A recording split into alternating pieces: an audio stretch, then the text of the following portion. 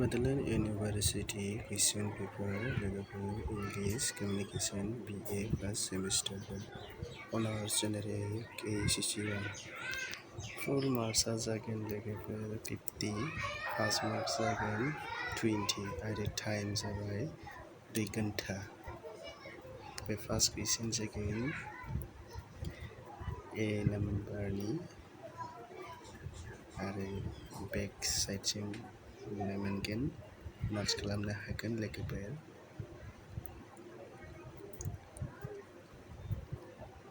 two chapter बि कुइसन आरो basic कुइसन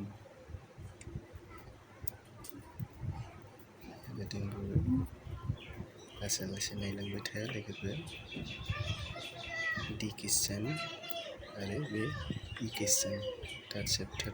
बे जोंनि 2 नाम्बारनि कुइसनाव मोनसे कुइसनाव 2 नाम्बारल' मोनगोन लोगोफोर 5टा लिरनांगौ बे 3 नाम्बार कुइसननि लोगोफोर 5टा लिरनांगौ 5टा लिरनांगौ आरो 5 नाम्बार मोनगोन मोनसे कुइसनाव ए बि सि डि इ एफ जि सिम दं आरो लोगोफोर नट्स खालामदो लोगोफोर भिडिअखौ क्लिक खालामनानै लासै लासैनो नट्स खालामनानै दोनदो बे 4 नाम्बार कुइसन 10 मार्क्स मोनगोन लोगोफोर ए बि सिमल'